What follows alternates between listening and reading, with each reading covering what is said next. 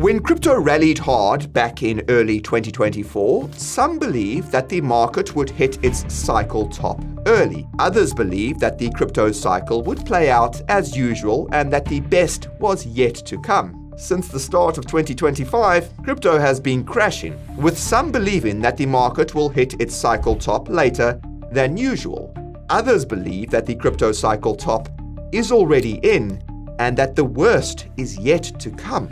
So where are we in the crypto cycle? Is the top already in, or is it yet to come? In today's video, we have all the answers. My name is Nick, and if you hold crypto, this is a video you need to watch until the end. Let's start with a bit of background to make sure we're all on the same page. As most of you will know, the crypto market has historically followed a 4-year cycle. This 4-year cycle consists of a bull market, which lasts roughly 1 to 2 years, and a bear market that lasts roughly 2 to 3 years. What you may not know, though, is that this 4-year cycle is driven by a combination of crypto factors and macro factors. On the crypto side, we have the Bitcoin halving, which happens once every 4 years, and this cuts the supply of newly issued BTC in half, causing its price to rise, assuming demand stays the same, of course. As BTC's price rises, Bitcoin whales will rotate some of their BTC gains into altcoins in search of higher returns. Back in the day, most of this rotation involved selling BTC. Today, however, most Bitcoin whales will borrow against their BTC to speculate on altcoins, so they don't have to sell their precious sats. Historically, this rotation into altcoins has happened towards the end of the 4-year cycle, specifically during the most speculative blow-off top phase. In the past, this blow-off top phase began roughly 12 to 18 months after the Bitcoin halving. For context, the most recent Bitcoin halving was in April 2024, and this means the crypto market could be entering its most bullish phase of this cycle. Meanwhile, on the macro side, the 4-year cycle is driven by the liquidity cycle, which is driven by debt refinancing. In short, individuals and institutions have massive debts that they need to refinance every 4 to 5 years. The result is that governments and central banks must inject liquidity, i.e. money, into the financial system to ensure that these debts can be refinanced. And this is according to global liquidity expert Michael Howell. Michael's liquidity models suggest that global liquidity should continue rising until sometime in late 2025.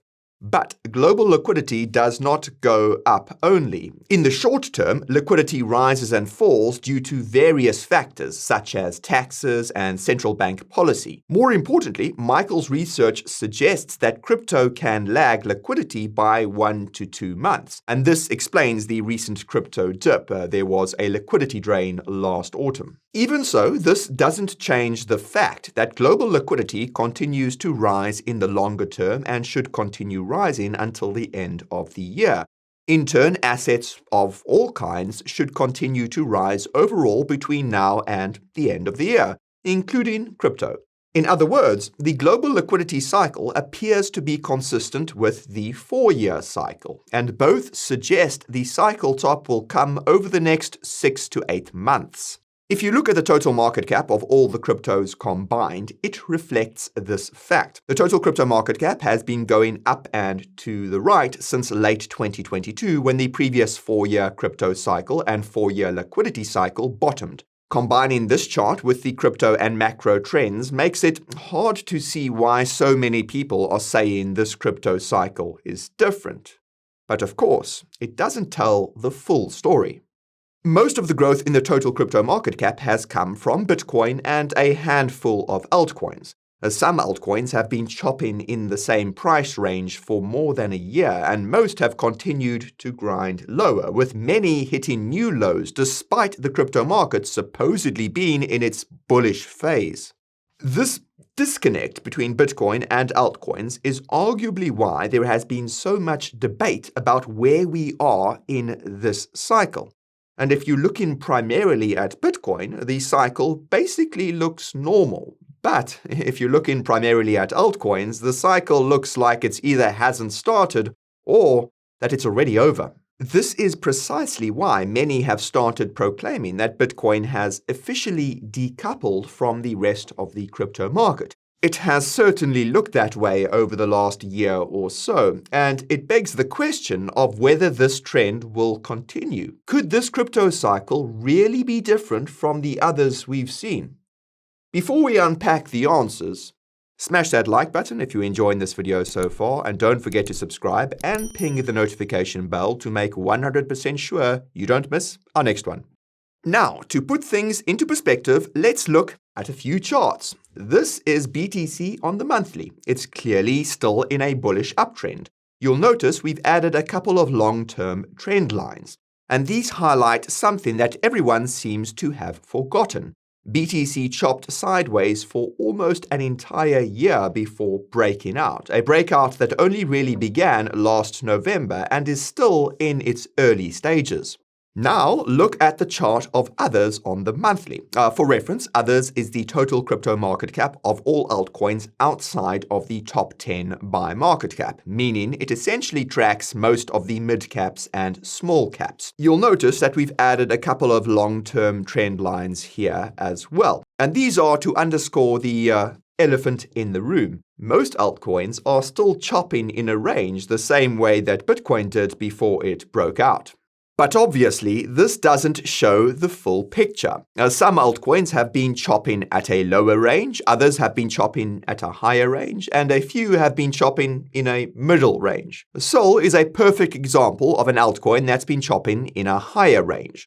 While Sol did hit a new all-time high earlier this year, it has otherwise been chopping in the same high price range since last February. ETH is a perfect example of an altcoin that's been chopping in a middle range. ETH has yet to hit an all-time high and has been chopping in the same price range since late 2023. The fact that both Sol and ETH are at the lower end of their respective ranges is why so many crypto investors are so bearish. Naturally, the most bearish crypto investors are those who have been buying altcoins that have been chopping in the lower range. A perfect example in this case is Aptos, whose price has been chopping in a range since it first launched way back in late 2022. Like ETH and Sol, APT is currently at the lower end of this range, and some would say it's one of the lucky ones. Some altcoins have fallen below these ranges. Still, the fact of the matter is that most altcoins have been chopping in a range over a year, if not more.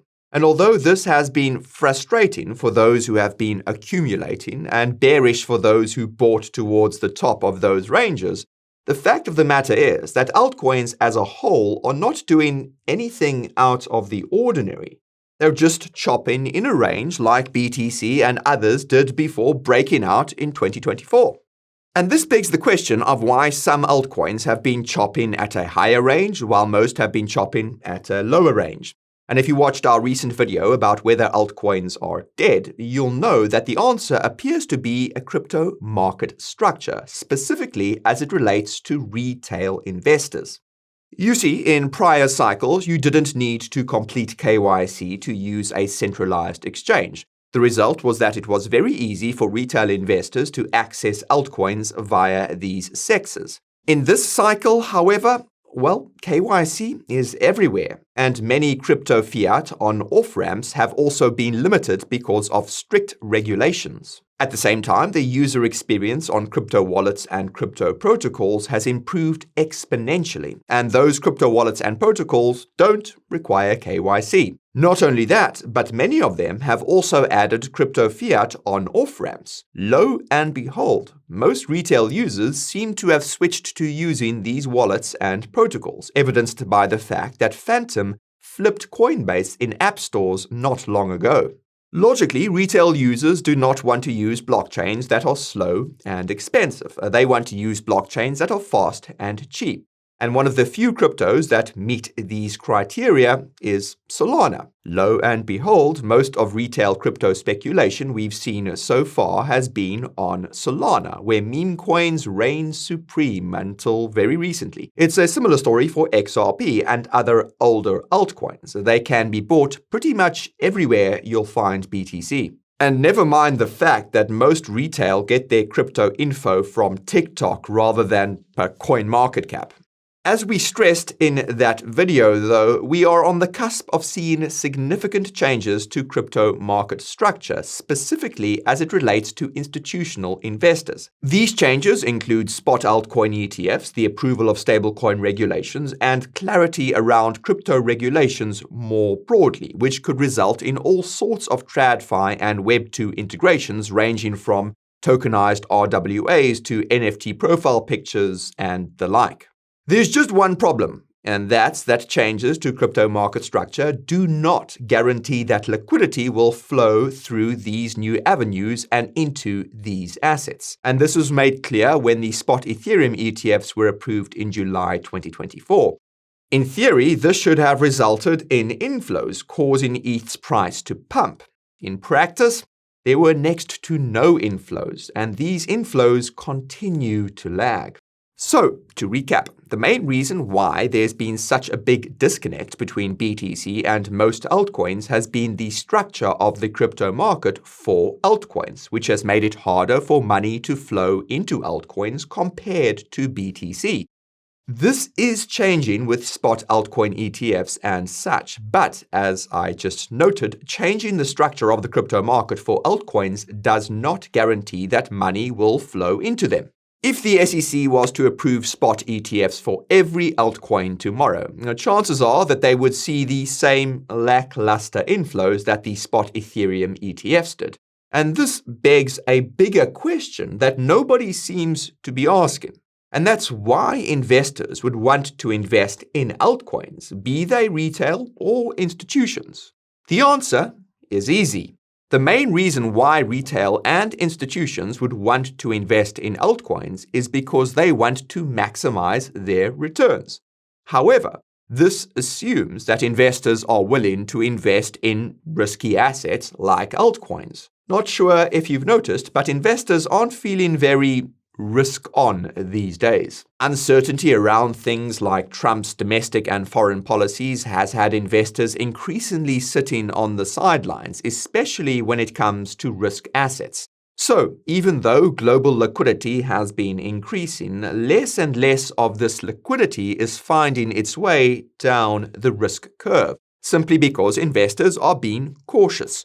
It's like the macro equivalent of crypto market structure not guaranteeing inflows. An increase in liquidity does not guarantee that this money will be invested. Now, that said, it seems that a lot of the new liquidity and a lot of the existing liquidity being taken out of other assets is finding its way into US government bonds. And that's simply because US bonds are seen as the safest asset among investors. The practical effect of this US bond buying is that it has caused bond prices to rise and bond yields to fall. And this is causing interest rates to fall, which happens to be exactly what the Trump administration wants.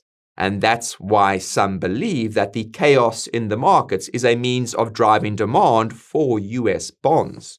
And you can learn more about the Trump administration's macro plans using this link right over here. I digress. So, to quickly recap, even if the structure of the crypto market changes to make it easier for investors to allocate to altcoins, and even if global liquidity continues to rise, this money won't flow into cryptos in size until investors feel comfortable enough to allocate to high-risk assets like altcoins. Not to burst anyone's bubble, but this doesn't look like it's going to be happening anytime soon. At the time of shooting, the US government continues to be rapidly restructured, and tariffs continue to be quickly rolled out. And this is all creating uncertainty for investors, causing them to sell out of risk assets. There are three positives that we can take here, however. The first is that in the middle of all this uncertainty, the Trump administration and its newly appointed pro-crypto regulators have been moving quickly to change the structure of the crypto market, which will make it easier for more money to flow into cryptos like altcoins once investors are feeling more comfortable. Being able to buy crypto through banks is one of many examples here.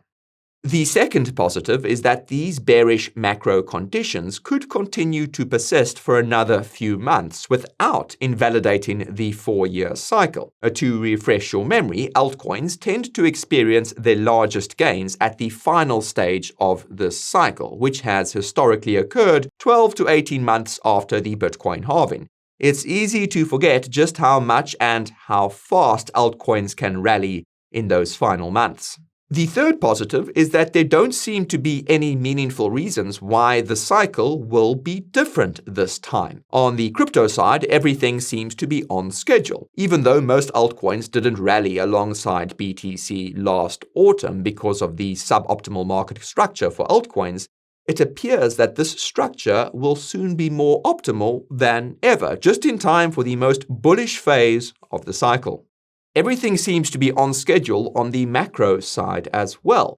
Besides the fact that liquidity is rising, many of the macro headwinds that people have cited as the reasons why altcoins have underperformed historically haven't had much of an effect. Take the 2017 cycle, for instance. The Fed was raising interest rates and reducing its balance sheet, but crypto still experienced an epic altcoin season. All things considered, this suggests that the 4-year crypto cycle is still intact and that most altcoins could eventually break out of the ranges they've been in and catch up to BTC. But, as always, when prices are going down, everyone seems to think the opposite will happen, that BTC will follow altcoins to the downside for whatever reason.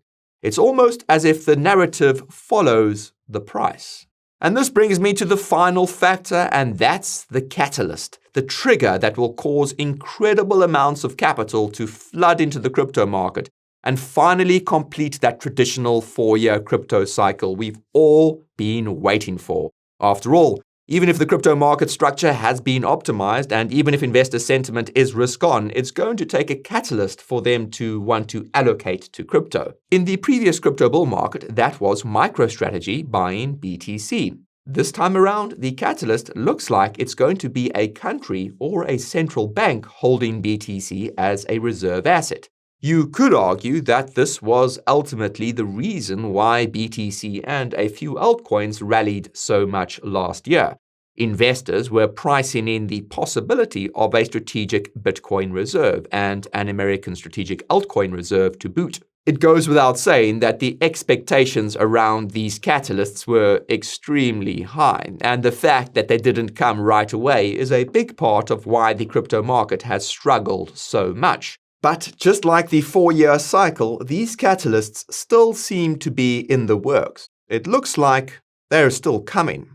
Aside from foreign central banks like the Czech National Bank discussing allocating a small portion of their reserves to BTC, the Trump administration continues to promise that it will create a crypto reserve. It's wild that Trump reminding everyone about this caused the crypto market to go crazy recently, albeit only for about 48 hours. And that craziest part is that everyone seems to have forgotten that Trump's executive order about cryptos specified that this strategic crypto reserve would consist of cryptos that the US government had already seized as part of its enforcement efforts. This hasn't stopped everyone from speculating that this reserve will be funded by taxpayer dollars and would require an act of Congress and whatever else. Newsflash, but the executive order suggests that none of this will be required. The US government could merely recognize the cryptos it holds as legitimate assets and vow to hold them indefinitely. To some, this could come across as a nothing burger. And to be honest, there's a good chance that it will be. Thankfully, there's no shortage of equally significant catalysts to look forward to, and every crypto has its share. For Bitcoin, it looks like it will be foreign central banks investing in BTC. For Ethereum, it looks like it will be asset managers like BlackRock tokenizing real-world assets on its blockchain, and megabanks like JP Morgan launching stablecoins on its blockchain, both of which would be insanely bullish for ETH. For XRP, it's likely to get a spot ETF and will also be getting an EVM-compatible sidechain. This will make it possible for XRP whales to borrow stablecoins against their holdings to speculate on altcoins the same way that BTC and ETH whales can do.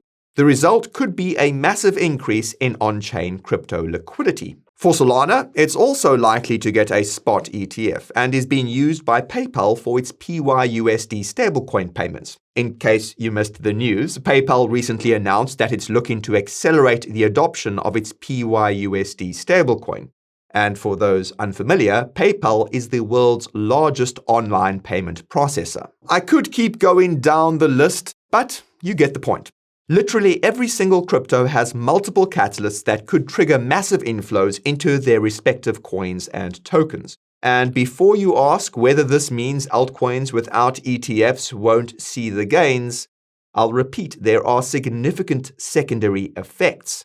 The more that layer ones like Ethereum and Solana rally, the more liquidity flows into the altcoins on their chains. And when investors see these altcoins pumping, they'll look and see what that altcoin is all about. If it has a strong narrative, a robust team, and big backers, many of these investors will allocate to these cryptos. More importantly, they will buy more when these cryptos dip and be less willing to sell when they rally, creating the perfect supply and demand conditions for a parabolic rally in quality altcoins. Like always. As tempting as it is to say that this time is different, the fact of the matter is that it doesn't seem to be.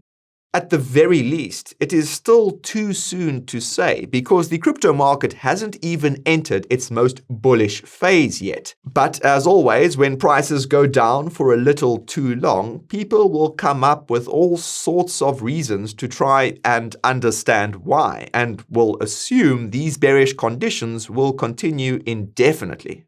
Blockworks co-founder Jason Yanowitz put it best. Quote, "Do you genuinely think that the cycle is over?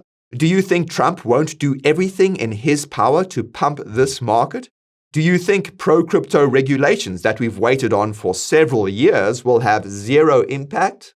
Do you think you sound smart by pontificating about macro and being bearish? Do you not see every major financial institution and fintech launching crypto products? Do you not believe?"